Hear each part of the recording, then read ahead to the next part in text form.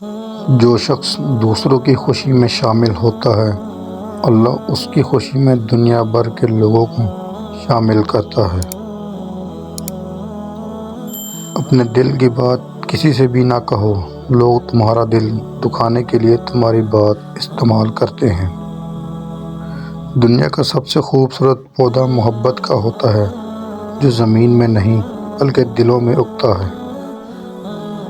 غموں کی راہ پر بڑے سکون سے چلو، کیونکہ یہ اللہ کے قریب کر دیتی ہے۔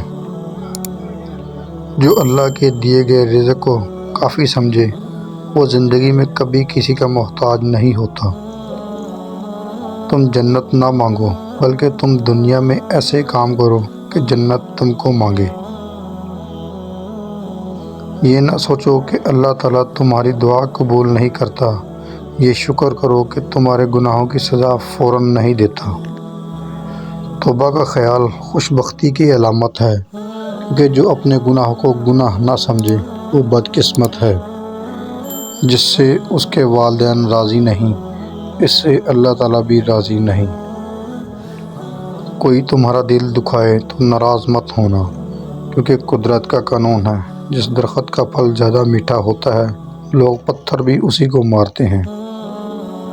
لفظ انسان کے غلام ہوتے ہیں، مگر صرف بولنے سے پہلے تک۔ بولنے کے بعد انسان اپنے الفاظ کا غلام بن جاتا ہے۔ جب تمہاری خاموشی سے تمہاری تکلیف کا اندازہ نہ کر سکے، اس کے سامنے زبان اظہار کرنے سے صرف لفظوں کو ضائع کرنا ہے۔ اچھے لوگوں کا تمہاری زندگی میں آنا تمہاری قسمت ہوتی ہے، اور انہیں سنبھال کے رکھنا تمہارا اپنا ہنر ہے۔ صبر ایک ایسی سواری ہے جو اپنے سوار کو کبھی گرنے نہیں دیتی، نہ کسی کے قدموں میں، نہ کسی کی نظروں میں۔ کسی انسان کو دکھ دینا اتنا آسان ہے جتنا سمندر میں پتھر پھینکنا، مگر یہ کوئی نہیں جانتا کہ وہ پتھر کتنی گہرائی میں گیا ہے۔ اللہ تعالیٰ کی رحمت کی پہلی نشانی یہ ہے کہ انسان کو اپنے عیب نظر آنا شروع ہو جاتے ہیں۔ اس ماں باپ کے سامنے اکڑ کے مت چلو جس کی انگلی پکڑ کر تم نے چلنا سیکھا۔ یہ جو تمہارا نفس ہے، تم اگر اس کو خیر میں مصروف نہیں کر لیتے تو یہ تمہیں شر میں محفوظ کر لے گا۔ اللہ تعالیٰ آپ کے جسموں اور آپ کی صورت نہیں دیکھتا، وہ تو آپ کے دلوں کی طرف دیکھتا ہے۔